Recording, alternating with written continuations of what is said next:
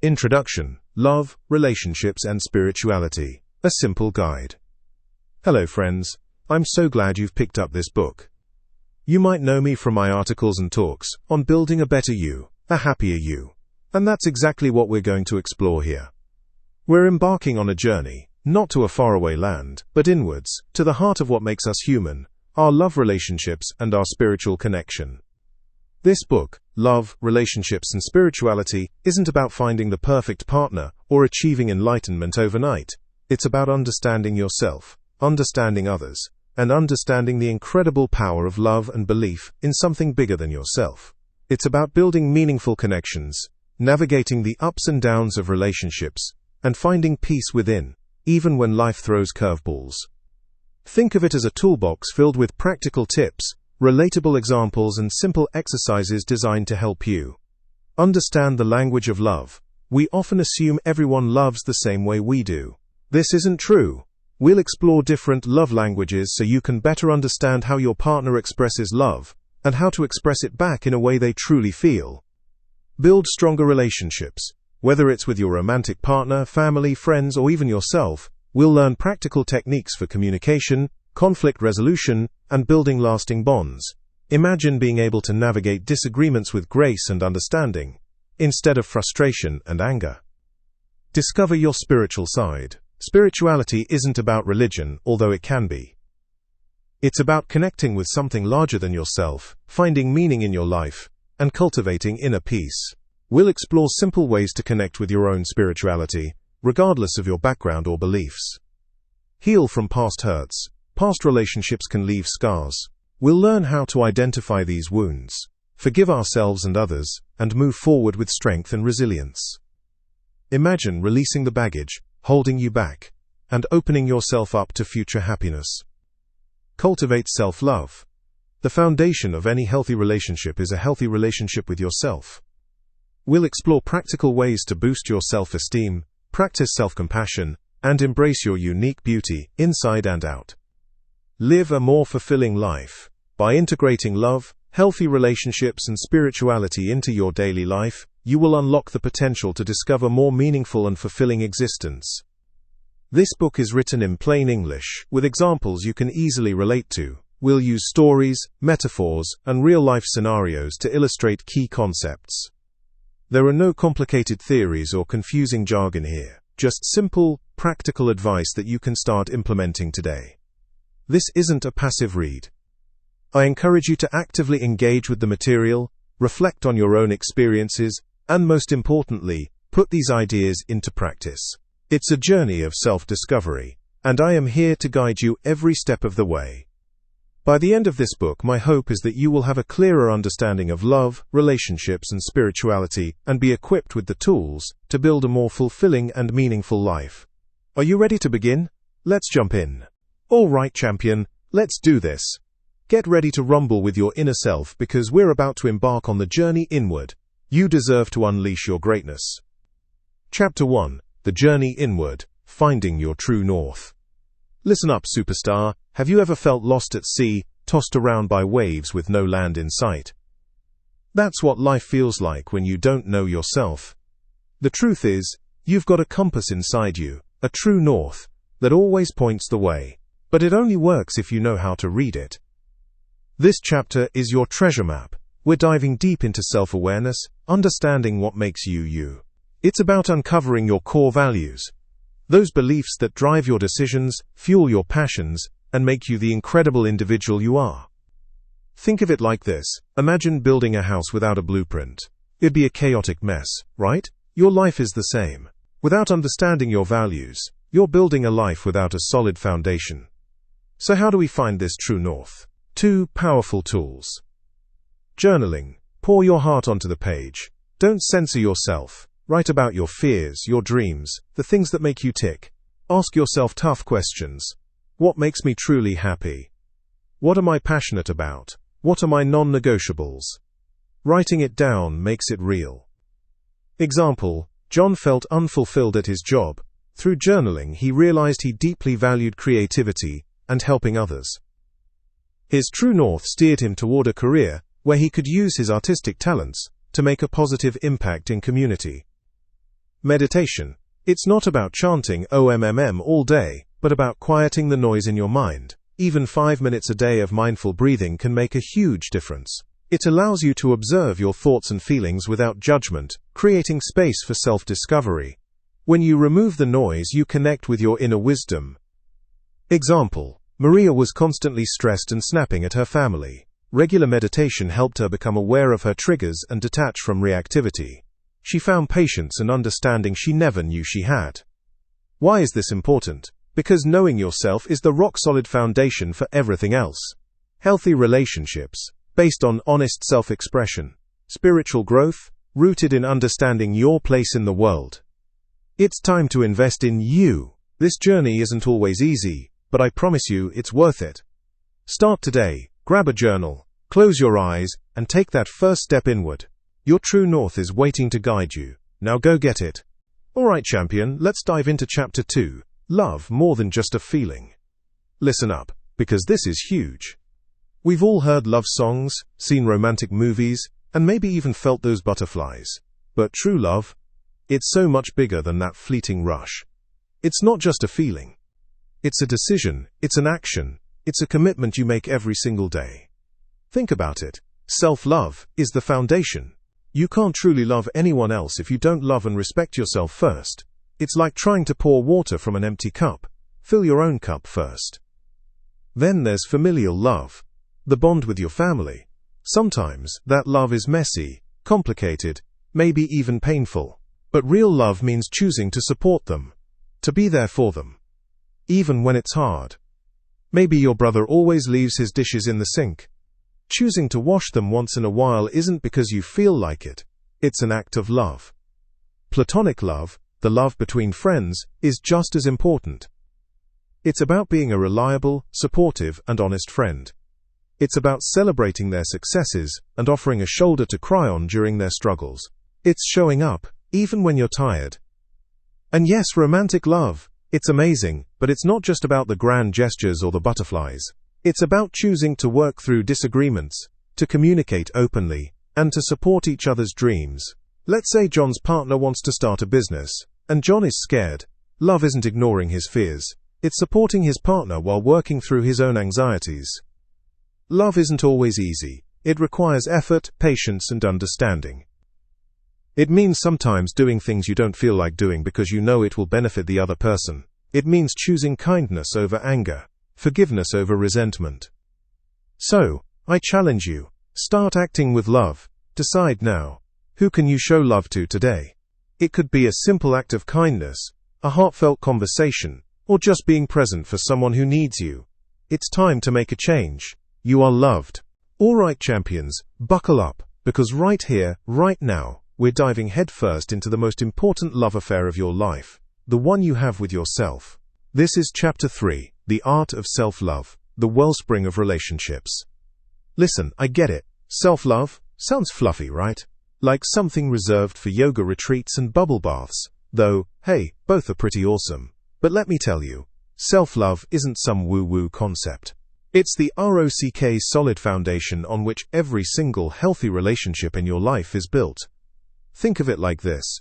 You can't pour from an empty cup.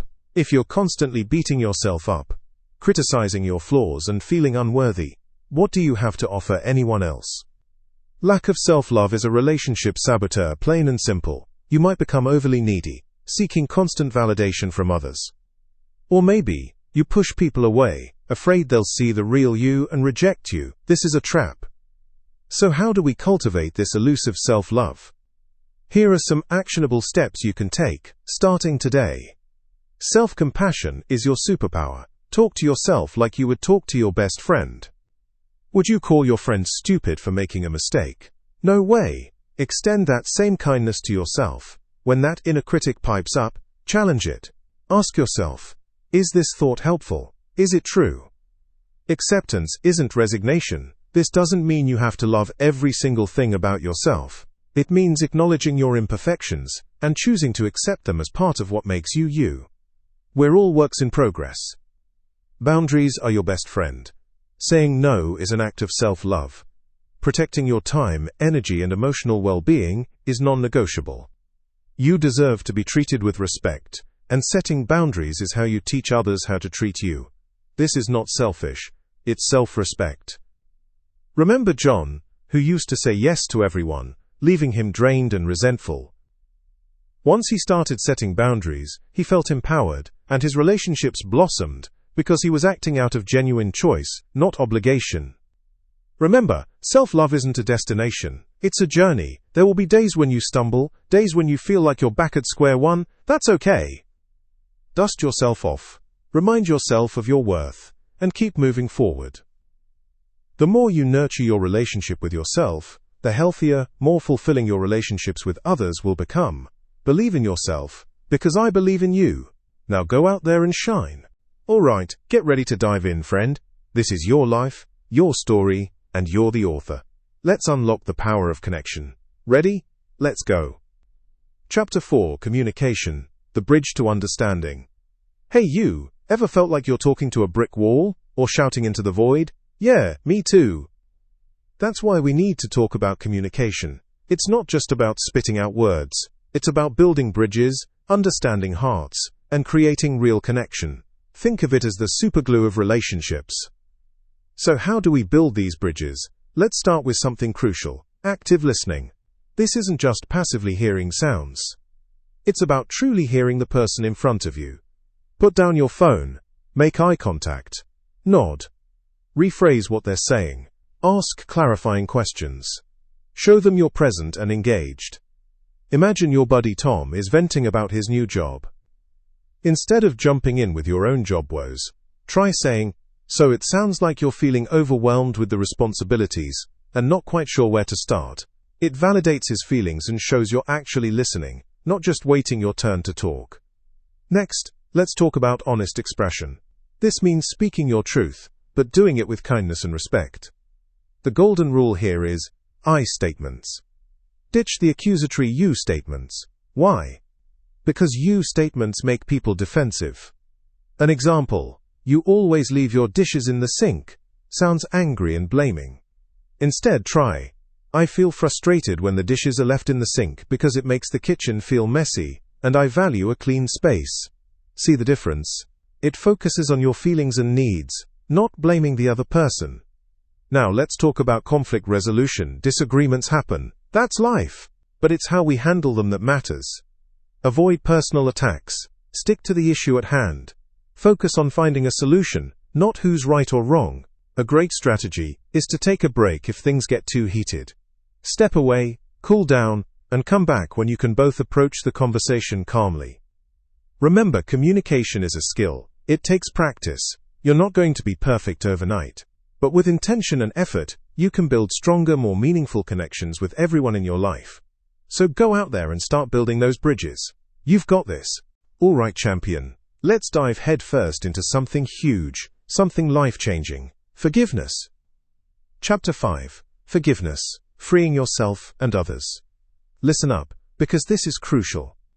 Holding on to anger and resentment is like drinking poison and expecting the other person to die. It just doesn't work that way. You're only hurting yourself. Forgiveness isn't about saying what someone did was okay. It's about releasing yourself from the chains those actions have put you in. Think of it like this.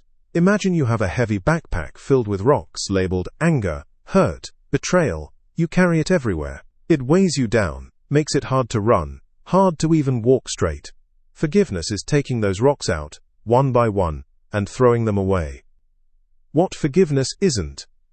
Forgetting. You don't have to pretend something didn't happen. Condoning. Forgiving doesn't mean saying what was done to you was right. Reconciliation. You don't have to become best friends with the person who hurt you, especially if they're still toxic. What forgiveness is? A gift to yourself, freeing yourself from negative emotions. A process. It takes time and effort. Don't beat yourself up if you're not instantly over it. Letting go, releasing the need for revenge or retribution. Understanding humanity. Recognizing that everyone makes mistakes, including you.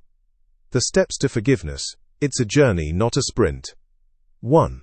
Acknowledge the hurt. Don't bury your feelings. Allow yourself to feel the pain, anger, sadness. Ignoring them will only make them fester. 2.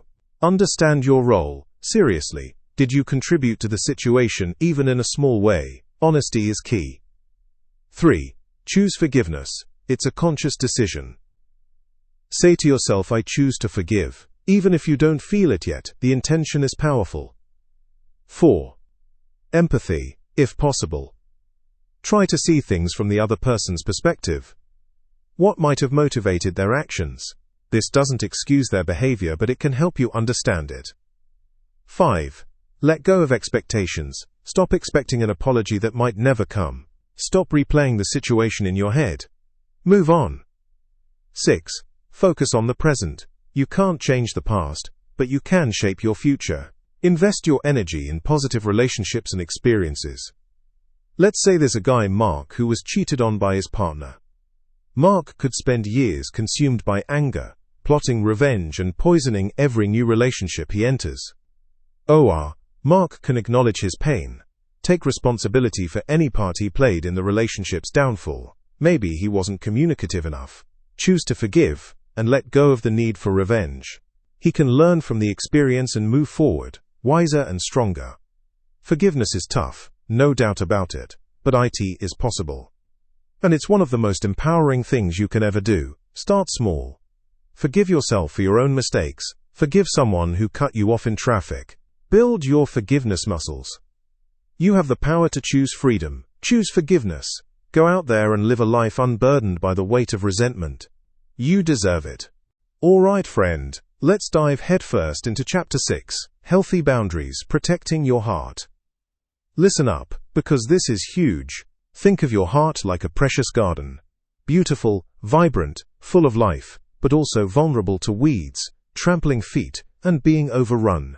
Boundaries are the fence you build around that garden, not to shut the world out, but to protect what's inside. Now, I know what you're thinking. Boundaries?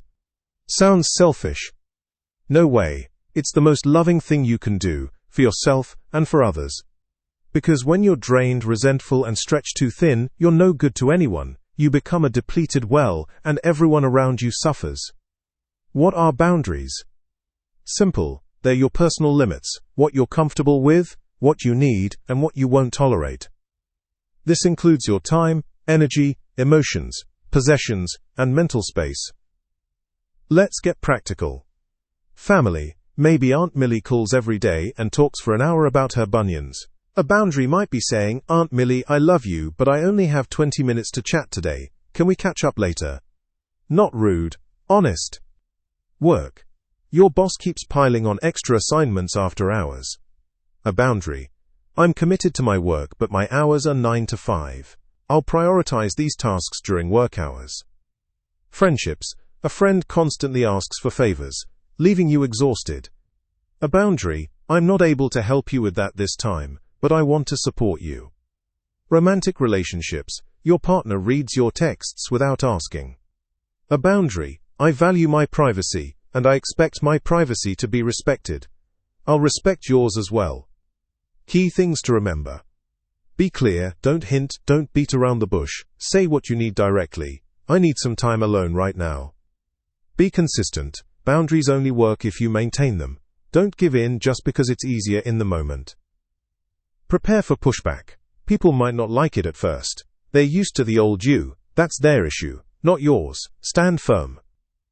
No justification needed. You don't need to explain yourself endlessly. No is a complete sentence.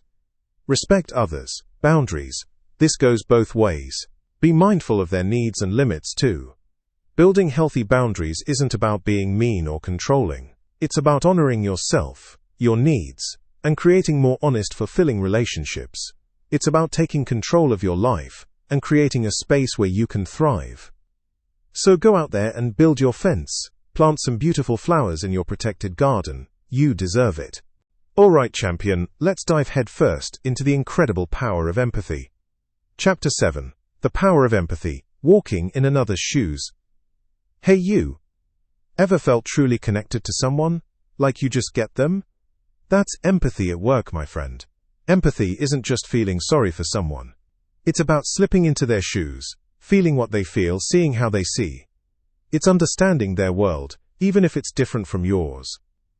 Think of it like this. Imagine your friend, let's call him Mark. Mark's just lost his job. Sympathy would be saying, "Oh, that's terrible, Mark." Empathy. Empathy is feeling the fear, the uncertainty, the blow to his confidence. It's remembering a time you felt lost and using that to truly understand his pain. Empathy allows you to say, "Mark, I can only imagine how tough this must be. What can I do to help?" Even just listening. Why is empathy so important? Simple. It builds bridges. It dissolves conflict. It allows us to connect on a truly human level. Strong relationships hinge on it. When you show empathy, you're saying, "I see you. I hear you. You are not alone." Now, cultivating empathy takes practice. It's not always easy, especially when you disagree with someone or don't understand their choices. But here's a trick. Consciously try to see things from their perspective. Ask yourself, if I were in their shoes, feeling what they're feeling, what would I be thinking, feeling, and needing? Let's look at another situation. Imagine a colleague, let's call her Anna, is consistently late to meetings. Your first reaction might be frustration or judgment. But what if you tried to empathize? Maybe Anna is a single mother battling childcare issues or dealing with a health problem she hasn't shared. Instead of criticizing, try asking, "Anna, is everything okay? You seem a little stressed lately." Showing genuine concern opens the door to understanding and allows you to respond with compassion, not anger. Empathy is a superpower, but it's also a responsibility. It's about leading with your heart and choosing understanding over judgment. So go out there, champion. Practice empathy every single day in every interaction. Build those bridges, foster understanding, and create a kinder, more connected world. Remember, the world needs more of your empathy. Now go use it. Alright, champion, let's dive headfirst into Chapter 8, Letting Go, Embracing Impermanence. Boom. Listen, life is like a river, right? Always flowing, always changing. Nothing stays the same. That job you love, it might not be there forever. That relationship you cherish, it might evolve or end. That's not a bad thing, that's life. Impermanence, it's the only constant. Now, when something we hold dear disappears, a relationship, a dream, a phase of life, it hurts, it stings, it's okay to hurt. Grief is natural. It's like a wave crashing over you. Feel it. Don't bottle it up. Cry. Scream. Into a pillow maybe. Talk to a friend. Let it out. Think of it like this. Imagine you're holding onto a handful of sand. The tighter you grip, the faster it slips through your fingers. Letting go doesn't mean you didn't value it. It means you understand gravity. You accept reality. Maybe you had a fantastic job, but then the company went through restructuring. It wasn't your fault. It was just time to move on. To learn new skills. To find new opportunities. See? Endings create space for new beginnings. Think of the seasons. Winter seems harsh, doesn't it? But it makes way for the vibrant bloom of spring. Every ending, even the painful ones, holds the seed of a new beginning. Acceptance isn't passive. It's active. It's choosing to move forward, even with a heavy heart. It's about remembering the good times, learning from the experience, and releasing the pain that's holding you back. One way to actively let go: write it down, get it all onto paper, all the hurt, all the anger, all the sadness, then burn it, safely of course, or tear it up. It's a symbolic act of releasing the past. Another tip: focus on what you can control. You can't control the past, but you can control your attitude, your actions, your future. Letting go is not easy, but it's absolutely necessary for growth. Embrace the impermanence of life. See the beauty in the endings, because they lead to new beginnings. You, my friend, are strong enough to navigate any change. Believe it. Now, go make it happen. Alright, champions, let's dive headfirst into Chapter 9, Spirituality, Connecting to Something Greater. Forget dusty old books and complicated rules. Spirituality isn't about religion, though it can be part of it. It's about finding that something, that spark, that makes you feel connected to everything. It's about understanding your place in the vast cosmic puzzle. Think of it like this. You're a single note in a massive symphony. Alone, you're just one sound. But when you harmonize with the whole orchestra, you become part of something breathtakingly beautiful. That's spirituality. It's about asking the big questions: why am I here? What's my purpose? What happens when the curtains close? Don't be afraid to wrestle with these questions, even if the answers aren't crystal clear. the journey is the destination. So how do we tap into this something greater? It's easier than you think.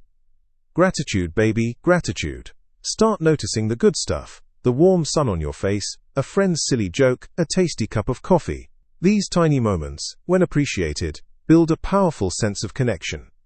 Keep a gratitude journal. Seriously, do it. 3 things every day. I'm telling you, it will change your life. Mindfulness. Stop and smell the roses or the exhaust fumes, whatever's handy. Be present. Put down your phone. Disconnect from the noise, and really experience the moment.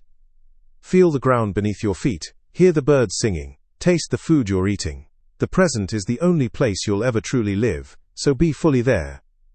Acts of service. Get out of your own head and lend a hand. Helping others is a fast track to feeling connected. Volunteer at a soup kitchen, offer to walk a neighbor's dog, or simply listen to a friend who's going through a tough time. When you focus on giving, you receive 100-fold. Think of John, a businessman who felt empty despite his success. He started volunteering at an animal shelter. Suddenly, he found purpose in caring for these vulnerable creatures.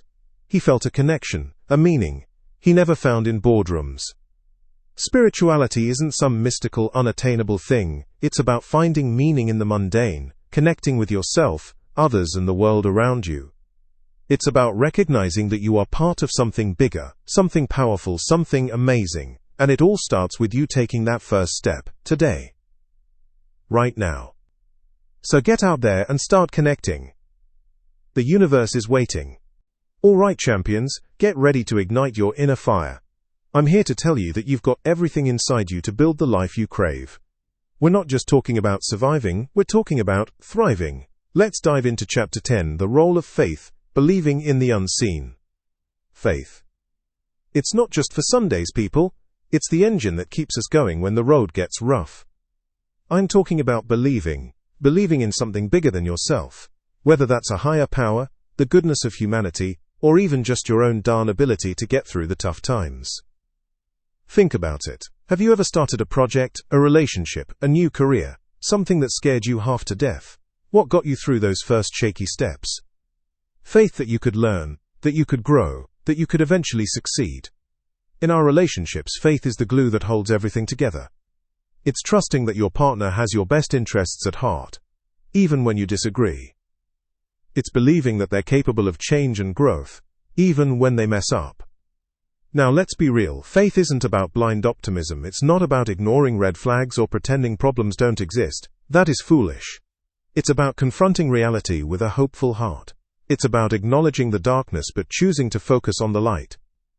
I remember Thomas, a client who had a terrible childhood. He struggled to trust anyone.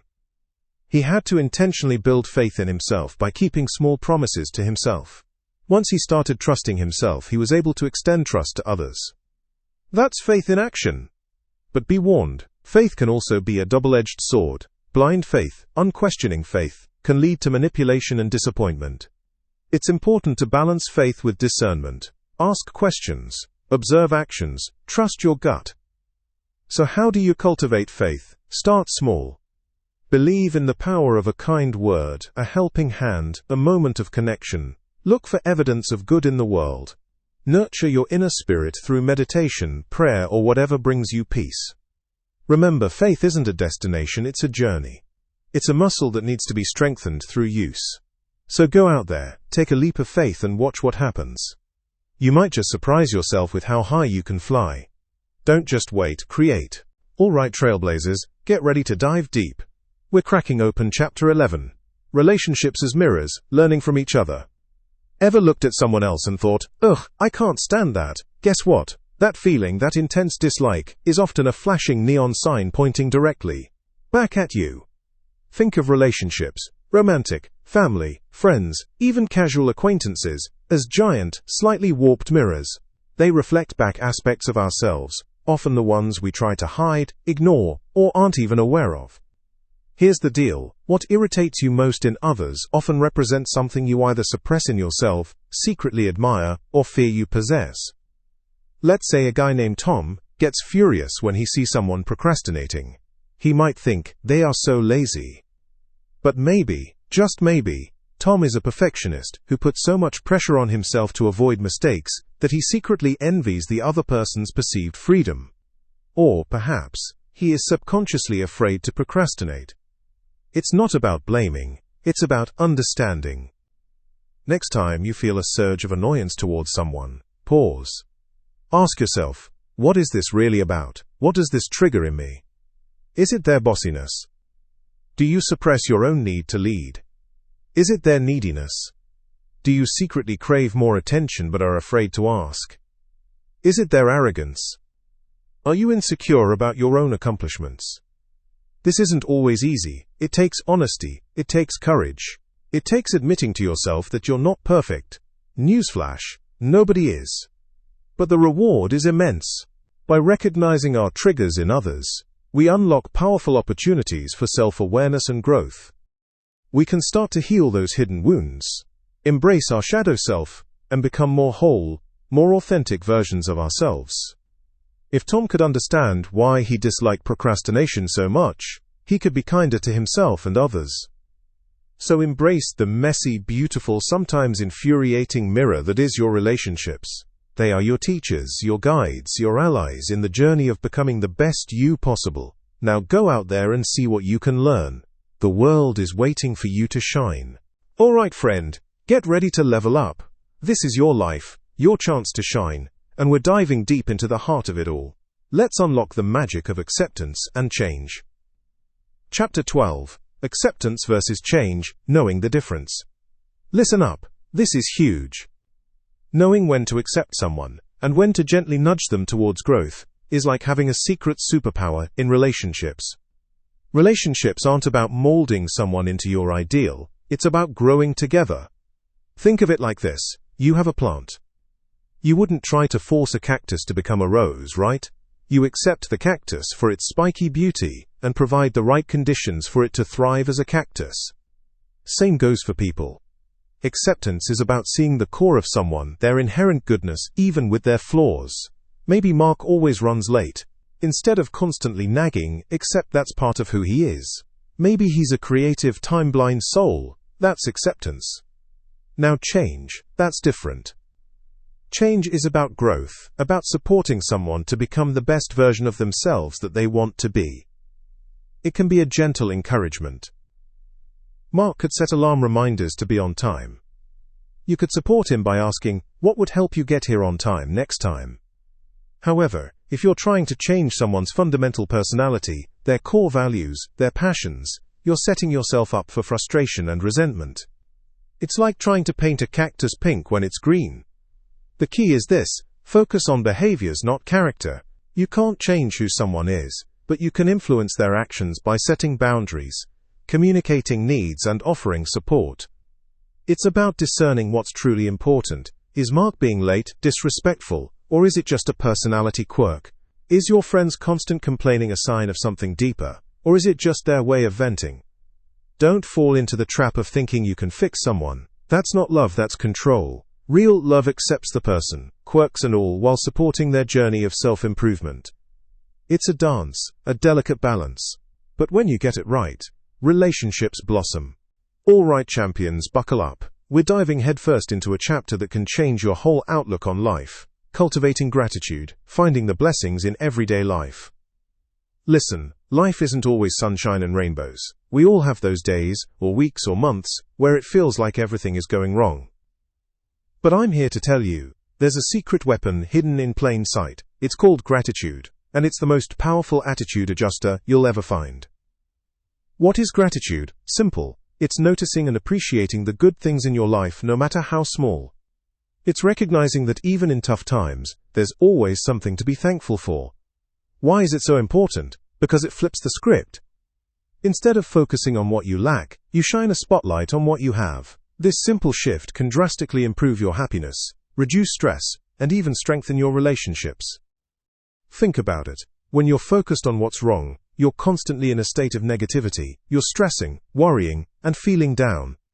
But when you practice gratitude, you're training your brain to look for the positive. You start to see the world through a different lens, one filled with opportunities and beautiful moments. So how do you cultivate gratitude in your daily life? Here are a few simple practices. Gratitude Journal. This is a classic for a reason. Every day, write down 3 to 5 things you're grateful for. They can be big, a promotion at work, or small, a delicious cup of coffee. The key is to be specific and really feel the appreciation.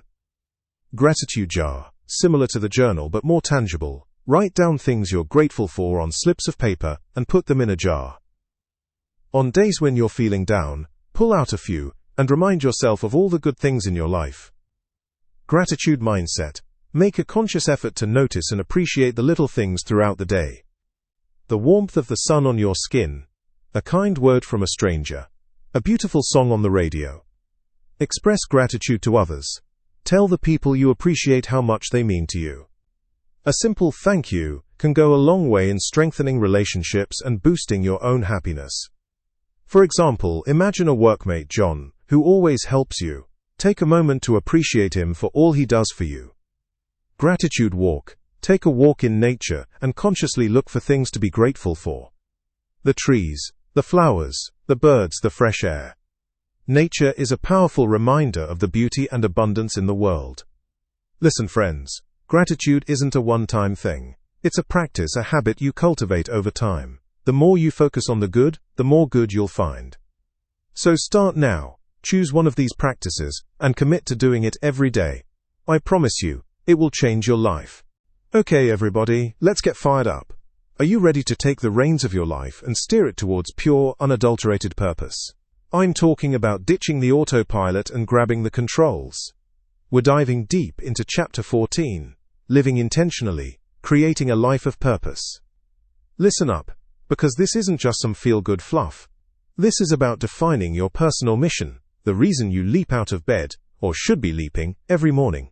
It's about building a life that screams your name.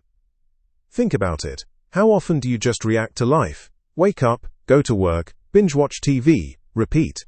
That's existing, not living. Intentional living is the opposite. It's about carefully choosing your path, aligning your actions with your values, and pursuing your passions with everything you've got. Living intentionally isn't just about you, it spills over into your relationships. When you're clear about your purpose, you bring that clarity and energy to your interactions. You become a more present, engaged friend, partner, and family member. People are drawn to that kind of authenticity. So, how do you define your personal mission? Grab a pen and paper, because this is where the magic happens. Ask yourself these questions. What truly makes you come alive? What activities make you forget about time? What are you naturally good at? Think about your talents and skills.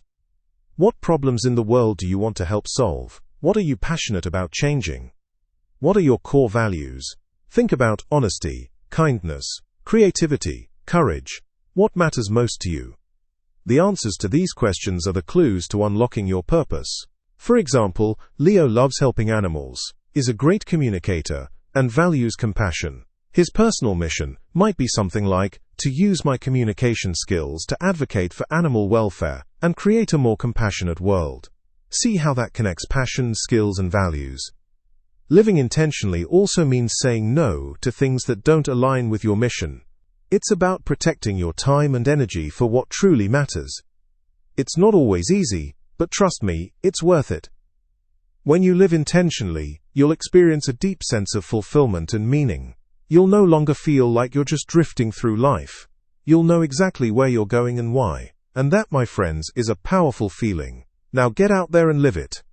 Alright, champions, let's wrap this up. But remember, this isn't the finish line. This is just a pit stop on the greatest race of your life. The race to becoming the absolute best version of you. This is Chapter 15. The ongoing journey. Continuous growth and evolution. We've talked about facing ourselves, loving deeply, building bridges with communication, and even forgiving the seemingly unforgivable. We dove into setting healthy boundaries, understanding others through empathy, and letting go of what holds us back. We even touched on faith and spirituality. But listen up. Knowing all this isn't enough. Reading these words isn't enough. The real magic happens when you live it. This isn't a self-help book to put on a shelf and forget about.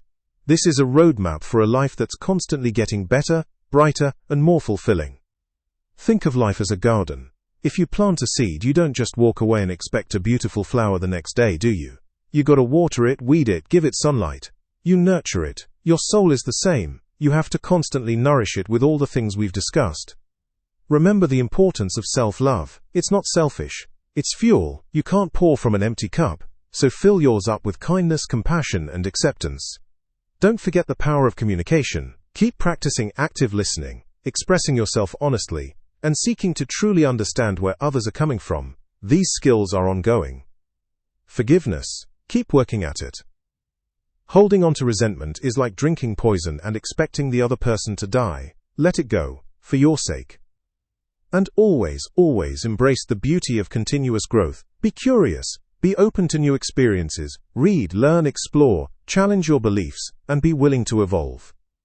The path to enlightenment, to a truly fulfilling life, isn't a destination, it's a journey. And it's a journey that never truly ends. There will be bumps in the road, setbacks, and moments where you feel like giving up. But don't. Get back up, dust yourself off, and keep moving forward. You are stronger than you think, more capable than you believe, and more worthy of happiness than you can even imagine. So go out there and create a life that makes your soul sing. The journey awaits. Let's go.